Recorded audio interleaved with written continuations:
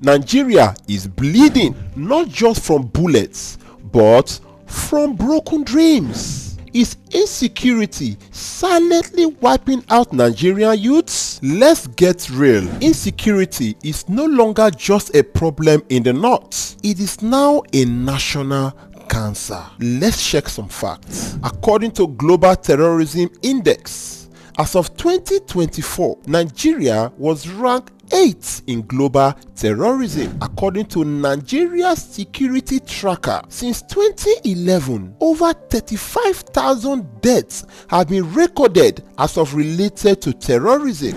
As of 2023, over 5,000 kidnapping have been recorded in Nigeria. How about the unrest, or how about the violence or the consistent violence in states like Kaduna, Abuja, even Imo State, Anambra State, and some certain northern states? In all this, the saddest part of the above listed report is that Nigerian youths are the ones paying the heaviest price. Are you wondering how? Then wonder no more. Here is how insecurity is damaging Nigerian youths. 1. Destruction of the already declining educational system. According to UNICEF, as of 2023, over 1,500 schools were shut down as a result of insecurity. States like Kaduna, Kano, Katsina, students now learn under security guard. Even with the presence of security guard, students still learn under fear or still learn in fear. How can they assimilate what is being taught when their mind is divided? A part of their mind is focused on the chalkboard and the other part of their mind is focused on the environment, scanning through the environment to be sure there are no incoming sound from bandits. 2. Displacement of Nigerian youths. According to IOM Nigeria, as of 2023, over 3 million Nigerians were displaced as a result of violence. And guess what? A good majority of these numbers were youths and children. Youths now live in camps, uneducated, unemployed, and in most cases vulnerable to exploitations. 3. Recruitment of Nigerian youths into armed group. Boko Haram and other bandits now recruit Nigerian youths, often through fear and financial desperation. They also adopt girls, using them as human shield, rape them, and also as suicide bombers. 4.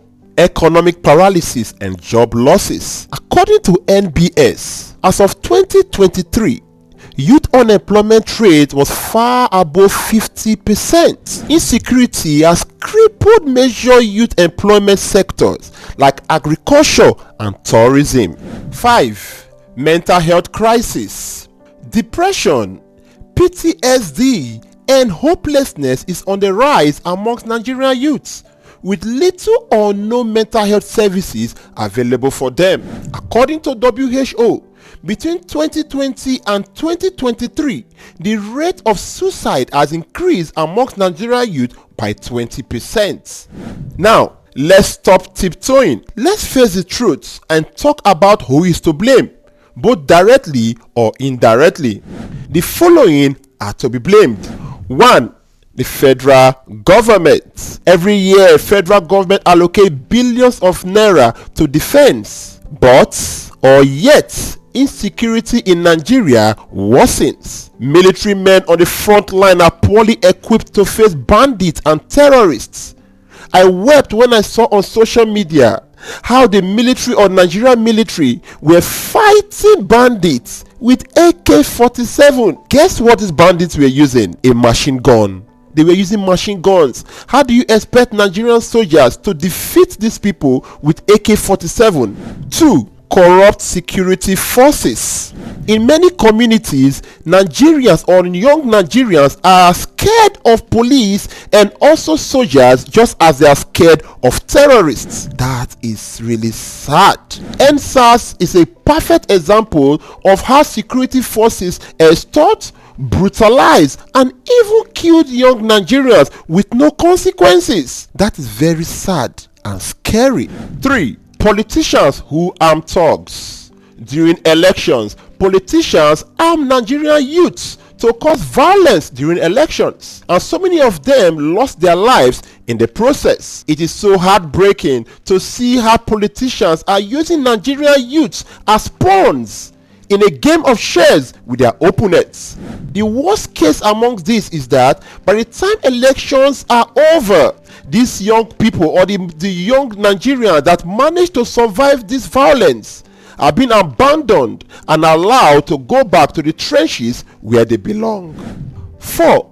Religious division. Politicians exploit ethnicity and religion to divide and distract Nigerian youths, thereby causing them to hate themselves and also fight amongst themselves, hence hindering the possibility of working together or cooperating to the growth of the country. Now we have discussed some of the problems. The following are some possible solutions. 1. Decentralized policing. State police and local policing can offer quicker and locally informed responses, although it should be well regulated to avoid abuses. 2. Safe school initiative. Government must reinvest in school protection, trauma counseling, and also redevelop destroyed educational facilities. Girls should be safe to go to school, especially in the north. 3. Youth empowerment and employment. Nigerian youth are known to be focused and determined. If they set their mind on anything, the government should take advantage of these personality traits and provide employment and skill acquisition platforms for them. When their minds are so busy, there is no way they can fall into the lure of extremists. 4. End impunity. Prosecute corrupt security officials and politicians, likewise human rights abusers, although this may be a little bit tricky, as the saying, dog know the shop dog. You know what I mean? 5. Digital and drone surveillance. Nigeria must invest in modern surveillance like drone, AI facial recognition, and data-driven intelligence. This will by far help to curb insecurity in the land.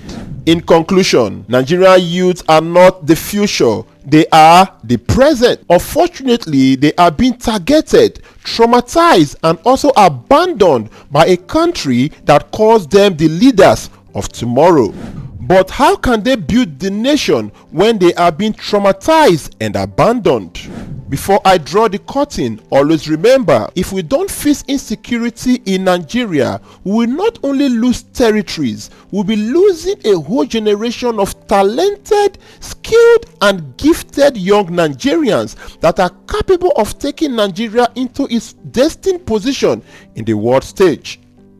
A word is enough for the wise. Thank you.